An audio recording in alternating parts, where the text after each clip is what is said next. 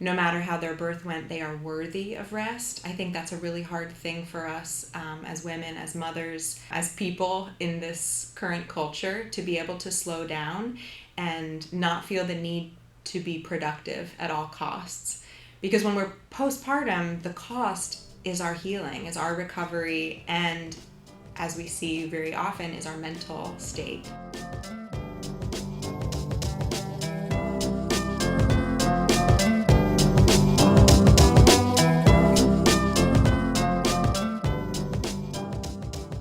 You're listening to the Naturally Noelle Show, brought to you by Noelle's Naturals, all natural products that really work. And now, please welcome entrepreneur, wife, homeschooling mom of 4, and founder of the Noelle's Naturals brand of products, your host, Noelle Talley. Hey everyone, welcome to the show today. This is your host, Noelle Talley, and today I am talking with Mary Catherine Hamelin, who is a midwife, a maternal and family health advocate, and mom of 2. She has attended births and supported families in all kinds of settings for the last 13 years and has a solo home birth practice based in Tampa, Florida. Her work centers on connecting families with their own nature and integrating modern and traditional midwifery practices for healthy and holistic care. And she was my midwife at my most recent birth. So I'm really excited for you to get to be a part of our conversation today as we discuss how we can better support ourselves in the postpartum period and how we can support other women. Thanks for joining us. Well, welcome to the show today, Mary Catherine. Thank you for having me. I'm so excited you're here. I haven't seen you in a little while since my last postpartum visit. I know. It's been, almost a year. Well, she just turned 1, so I'm so happy you're here. So I came to you. I had 3 out-of-hospital births, which were wonderful experiences, but this little baby came right in the middle of COVID, which was a fun experience, and so I really just felt like it would be more comfortable to be home with a family, and especially with having 3 littles, I wanted to have them close by. So it was really just such a wonderful experience, and I knew you through the community and through doula work, and so tell me your insight into my birth. There were a good handful of people who, in the last year decided at different points in pregnancy that they wanted a home birth. So it was a really interesting time for midwifery, for home birth. People wanted their families to be part of their experiences. They didn't want to be seen at these intermittent schedules. They didn't want to be seen, quickly and in their cars or, different things like that. So it was a really nice opportunity to bring home birth into this more national awareness.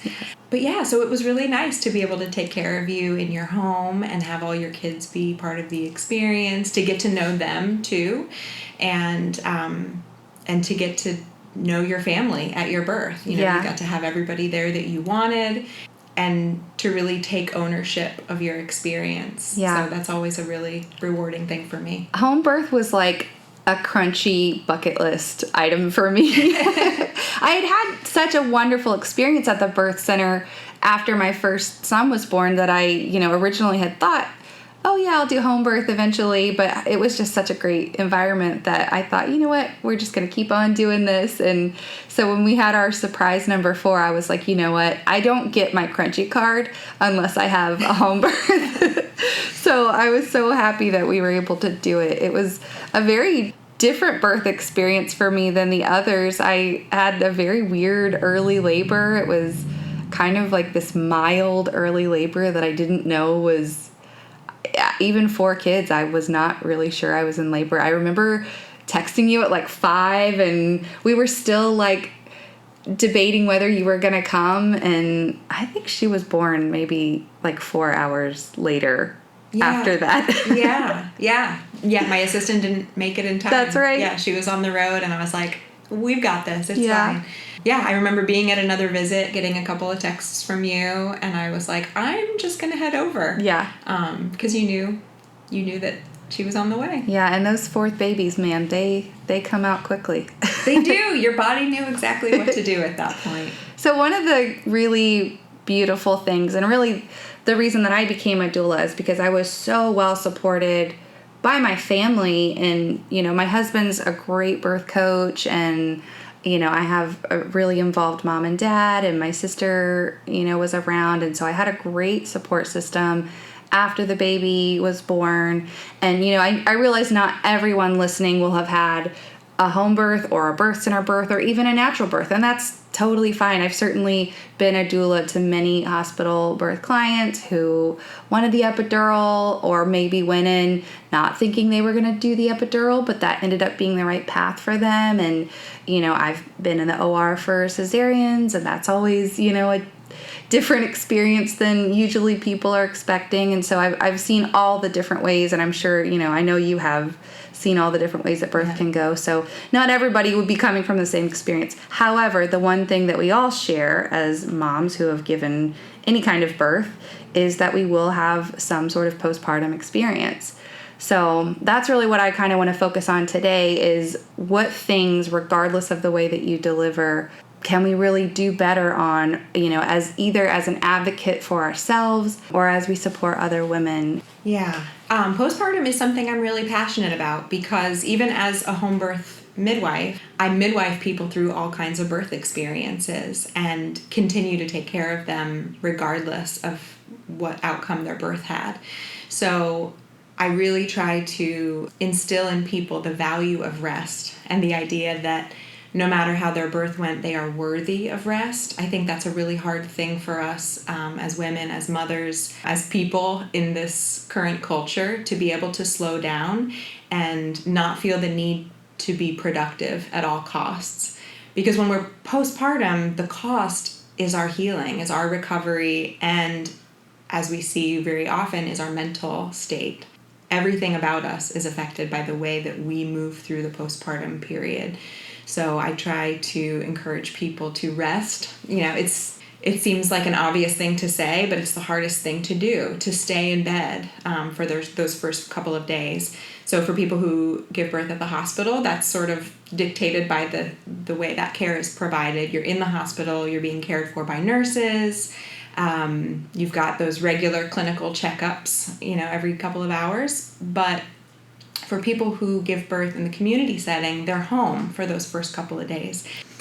For people who give birth at home, they're home. So I stay with people for the first few hours postpartum, and then I come back sometime between 24 and 48 hours. And what my ideal scenario is that you're not the person answering the door for me. Unless you don't have any other support person there, I want you in bed. I want to arrive to you in bed with your baby being nourished. That's a big thing, making sure that someone else is preparing meals and that they're super nutrient dense. You're replenishing your body after it's done this really huge physical act. And that you're cared for. So either by your partner or your family or someone in your community is there doing the heavy lifting for you, whether that's housework or preparing meals or just being an ear for you while you're able to take care of your baby. So what is it about laying down that is, obviously your bottom is going to be tender and that physical healing needs to happen. But talk to me a little bit about kind of the physical side of that recovery. Yeah. It's relaxing all of the voluntary muscles, the parts of your body that we move, so that the involuntary internal healing can take place, so that all of your blood circulation can go towards your uterus, which is contracting and restoring itself to its pre-birth size, and controlling your bleeding so that you can feed your baby. If we're up doing housework and we hear stories of our elder relatives who got right back to it and had to go back to work, or all of these stories of bootstraps and gumption. But really, traditionally, most cultures, aside from our modern one right now, have a history of a 30 or 40 day lying in period so that you can stay warm, you can learn how to feed your baby, you can bond, and your body can really do the healing work of postpartum. And if you think about those newborn days, it's so short. A 1 or 2 week old baby is only 1 or 2 weeks old for 1 or 2 weeks. Exactly. That's 14 days. That's 14 days of your whole life that you have that fresh, squishy little newborn, and then they start growing so quickly. I mean, I don't know if you remember, at Juniper's 6-week visit, she had gained, I think, like 7 pounds. She got big, like, really fast. Yeah, she was like a whole new baby by then. She looked so different. And so when I look back at those brand new newborn pictures, I don't even remember because it was such a blur. So if you're busy doing things, even after, I think a lot of moms, I think typically, 2 to 3 days, most people will be like, yeah, we'll do 2 to 3 days. But I think once you're getting upwards of a week, a lot of women are like, I just can't do it. So what do you say to that? So there's a lot of midwives who have different little sayings about this, and I've kind of adapted my own. But I tell people for the first 2 or 3 days, stay in bed as much as possible. And then for the first 2 or 3 weeks, be around the bed, minimal work. You're around the house, in the yard, being outside, getting sunshine is really important in the postpartum. And then for the next 2 to 3 weeks, and that gets us to our standard 6 weeks postpartum that we've all come to, understand as the postpartum period. Really using your body as a barometer for how much activity you can handle. There are some people who feel great and then they start doing physical activity and then they notice that their bleeding increases or they're passing these large clots and they don't understand what's going on because they feel good, externally everywhere else, but what they can't see is that their uterus is still healing. So that's one of the vital signs. We say the menstrual cycle is the 5th vital sign. Your postpartum bleeding is another. And that lets us know, like, hey, maybe we need to pull it back a little bit. I remember after my birth, you told me to keep my legs crossed like a mermaid, and you were the first midwife to tell me that. Explain to me why you said that. So when there's any kind of vaginal tearing at the perineum or any place in the vulva, it's important to let the body do what it knows how to do. It is another midwife friend of mine calls it a forgiving neighborhood. It wants to come back together. That tissue is vascular. It comes together naturally, but there are a lot of people who want to take a look at it. They get the mirror out or they have their partner look at it. They get really concerned with the pace of the healing, not realizing that they're interfering with it. So that's another reason for that laying in period, because your legs are together and so your vagina is closed. Okay, so let's talk a little bit about emotional healing. And, it's different after every baby. Obviously, after your first baby, it's a much different situation because you've done this new thing that you've never done before. So let's first talk about first-time mom emotions and what's normal and what to expect there. And then let's just talk about any mom and what that recovery could look like. Yeah. I think first babies are a huge transition because we're really becoming someone new. We're grieving almost the person that we were before we became a mother, even as badly as we want to be a mother. So there's some of that to be processed, and it's important to take that time and say, okay, I'm still all of those things, but I'm also this. How amazing is that?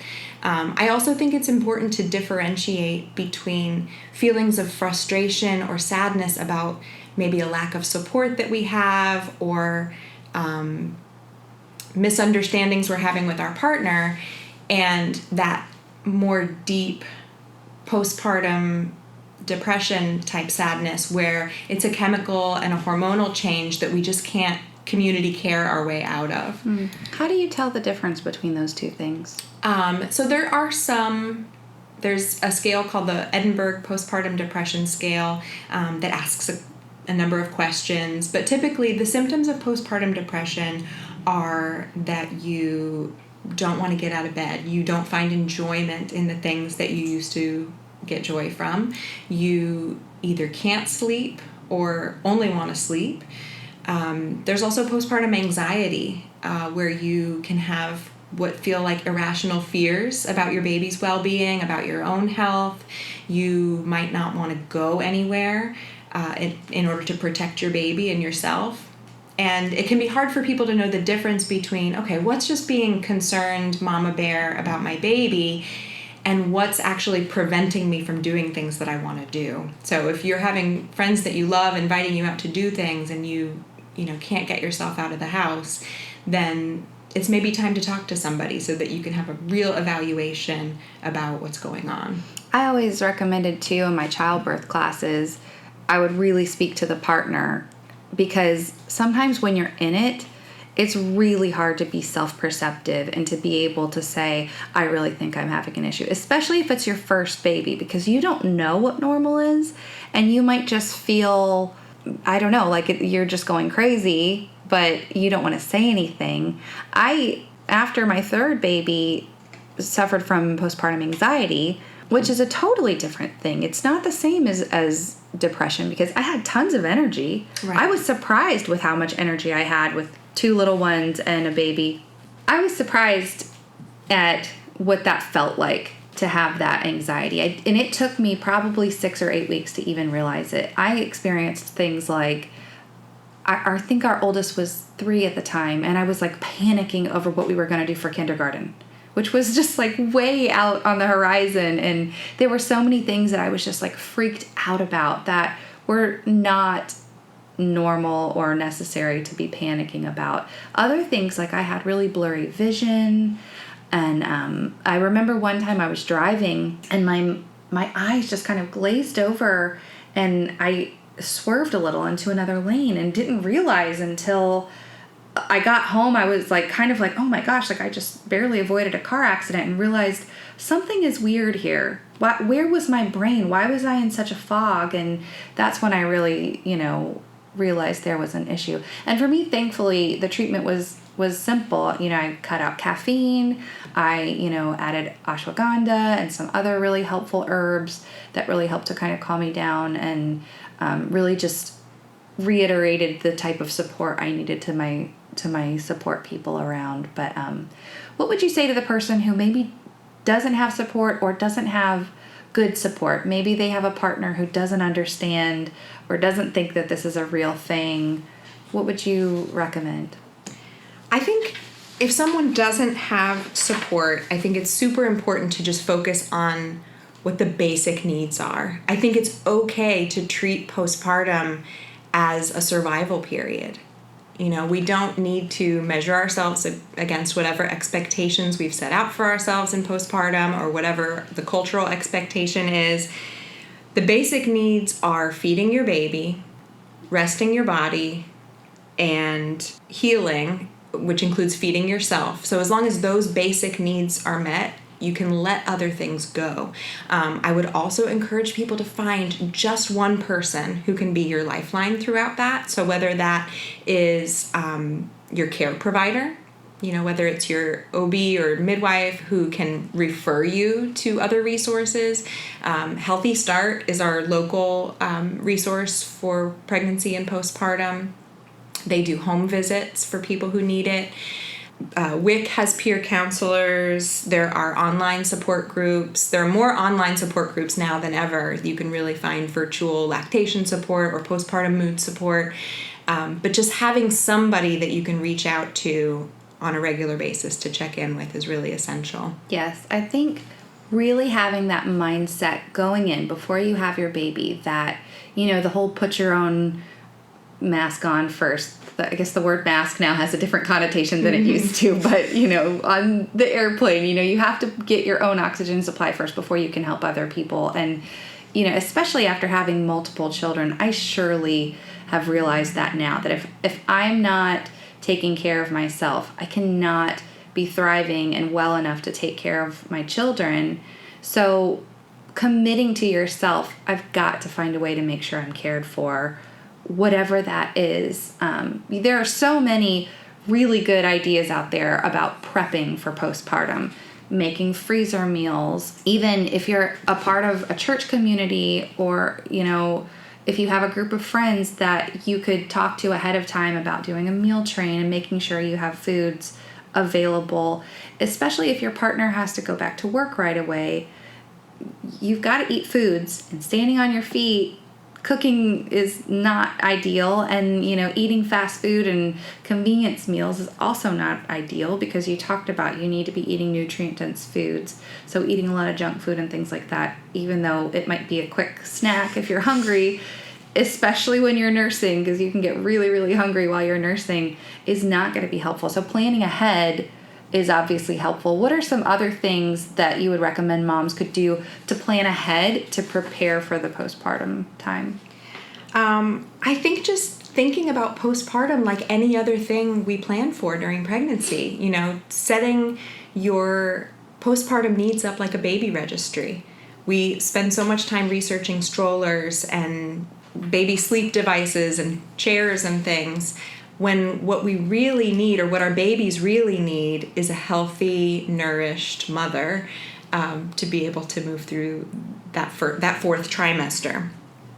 That's why, a little commercial here, why I love so much our postpartum kit, and I've had so many people who've bought it say to me, oh my gosh, I love this so much, because I could just buy a cute little onesie for my friend, or, whatever's off their registry, but this is actually something for mom to care for herself.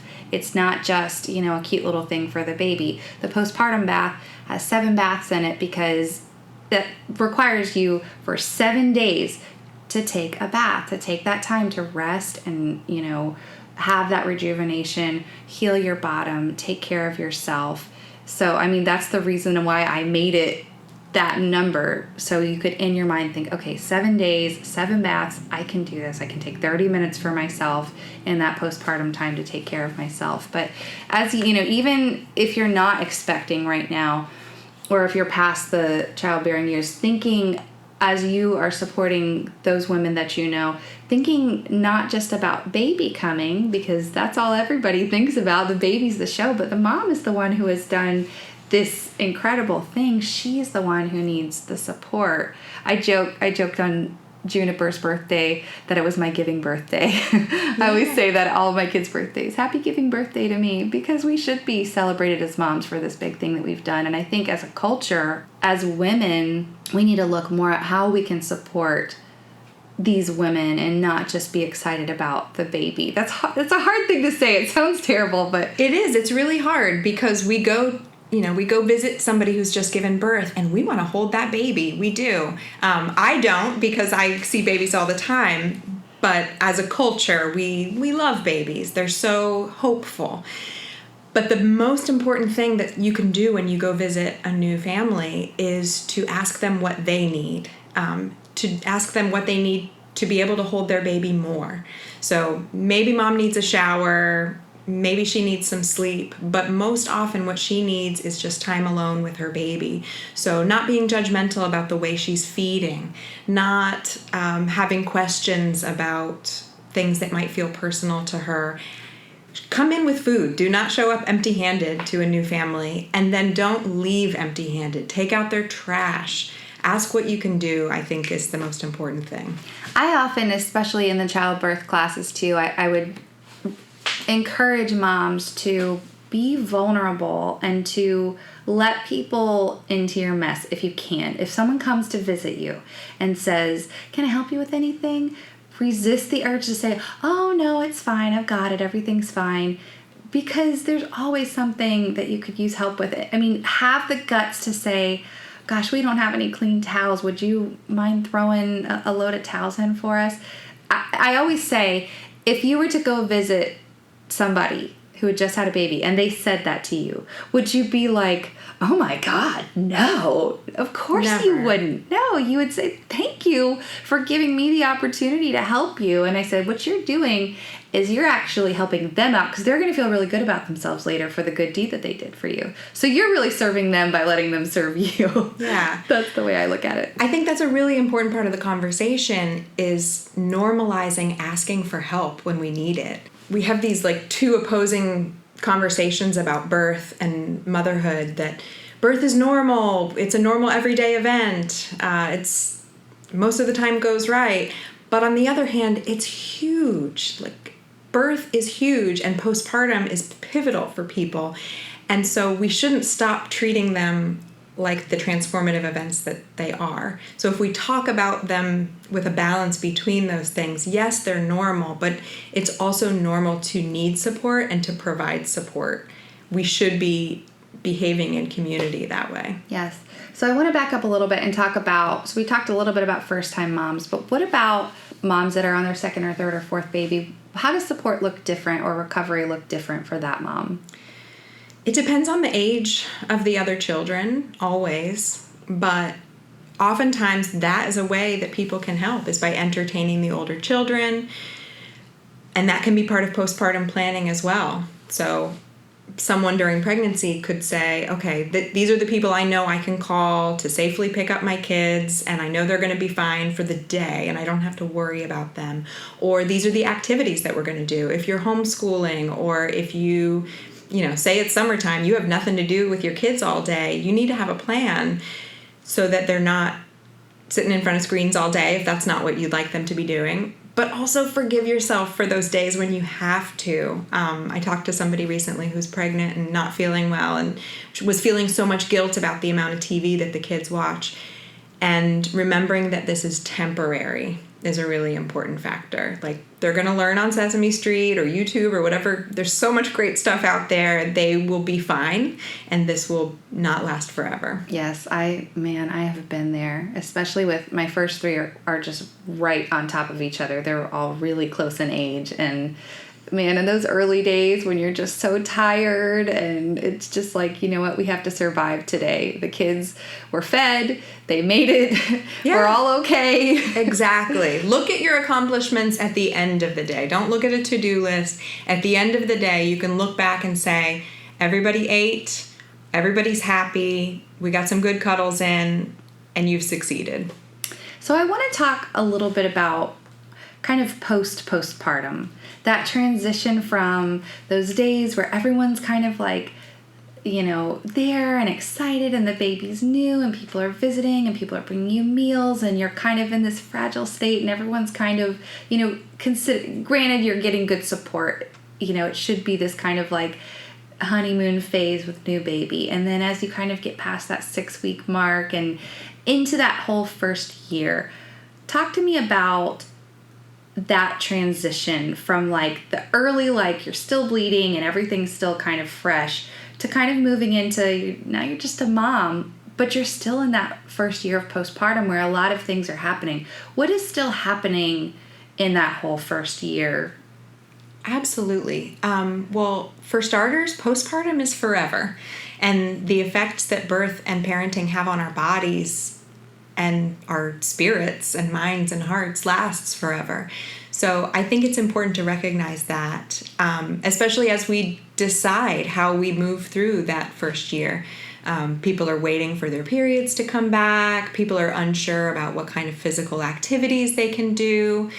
So it's just one more reason to have a community of other people who are going through the same thing as you, and to have a care provider or care professionals who can help guide you with that. So I'm often in the first year postpartum still in contact with a lot of my families, referring them to pelvic floor physical therapy, chiropractors, acupuncturists. There's still a lot going on with our bodies that needs support.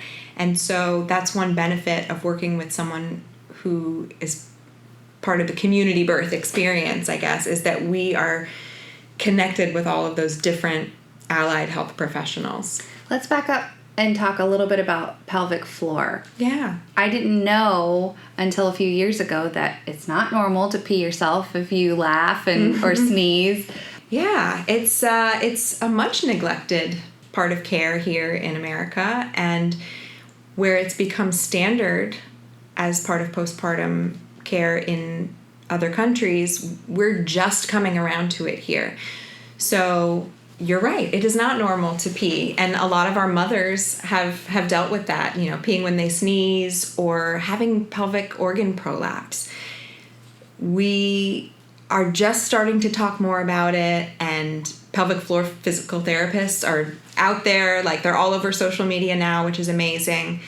And it's something that you should be checked for at your 6-week visit. If you're having issues, there are a lot of people who don't want an exam and are fine, but it's definitely a conversation that needs to be had. We don't know what's normal until we maybe whisper it to a friend, like, does this happen to you? What's going on there?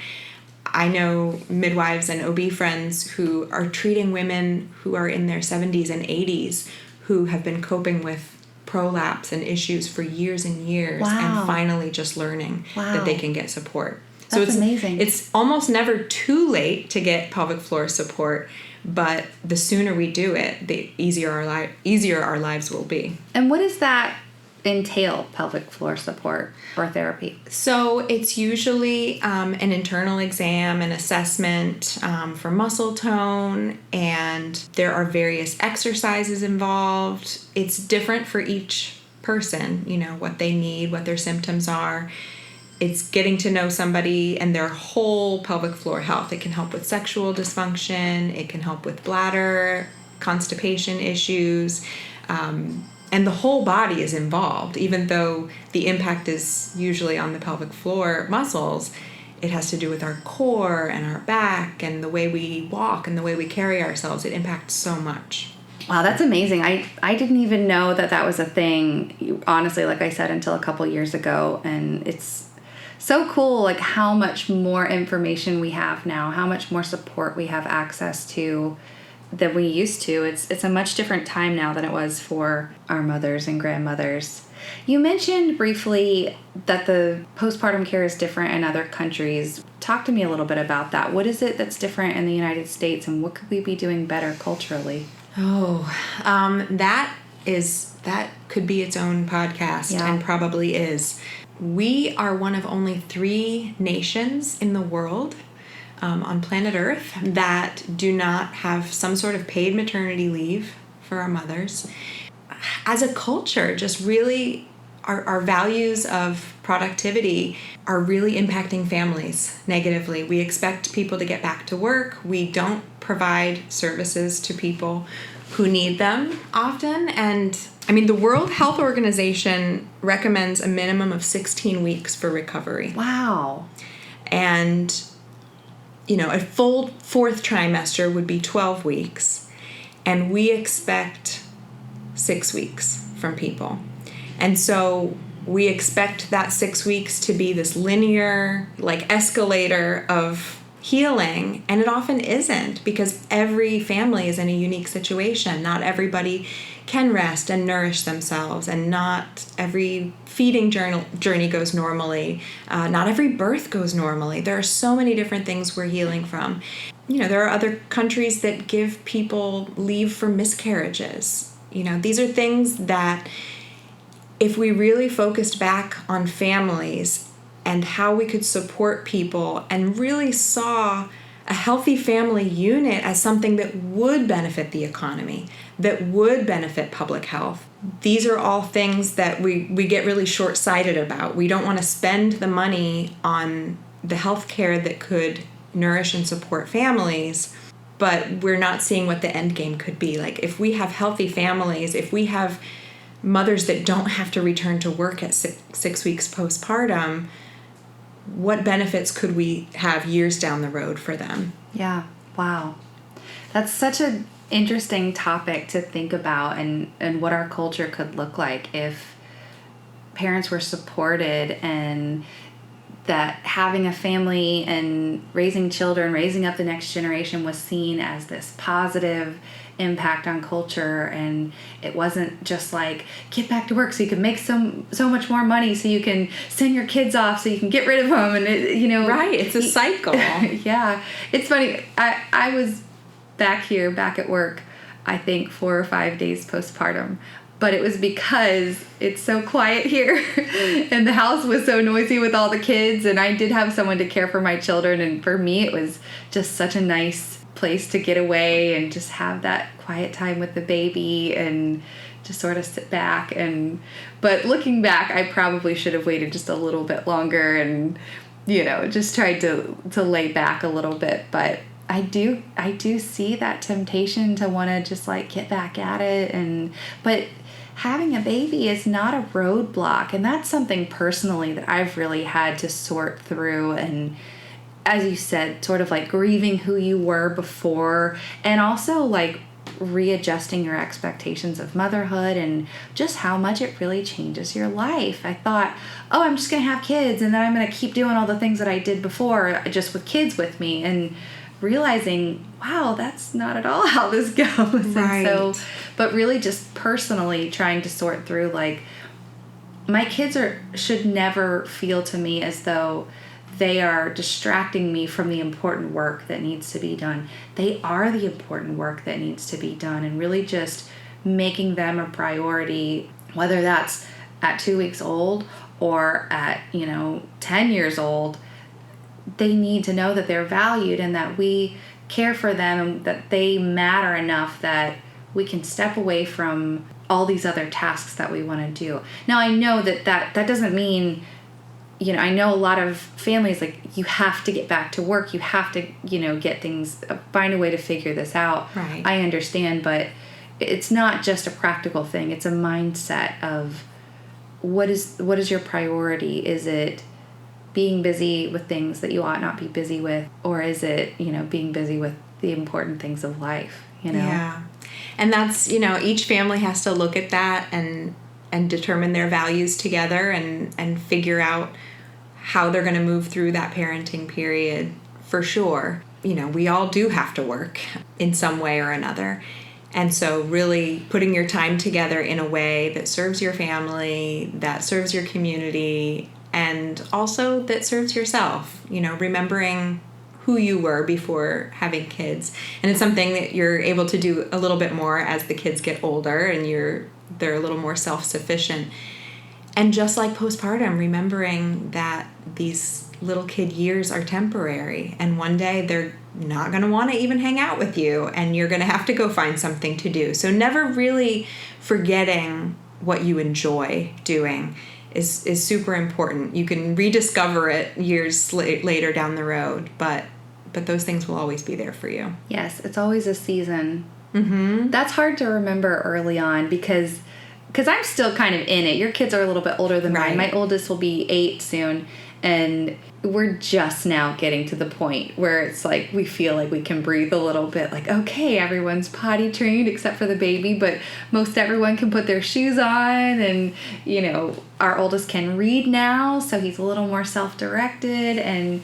But man, in those early years, it just feels like everything is going to last forever. I remember our oldest was really colic for like the first 6 or 8 weeks, and he just cried and cried and cried, and we were like, that's it, we're going to have a crying baby forever. We're never going to sleep again, and it just feels like it's going to last forever. And now, on this side of things, especially after having just had the first year with our last baby, it just went by so fast, and with each subsequent child, it goes by faster and faster. Just remembering that, having that perspective that it's not going to last forever, even though it feels like it will. That's the story of parenting, I think. And it starts with pregnancy, right? We feel like we're going to be pregnant forever. This baby's never going to come.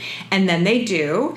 And then you're in labor and you feel like your birth is going to last forever. You're going to be having this, each contraction is going to last forever. You're never going to get a break from it. You're going to be pushing forever. And then you've got this baby in your arms.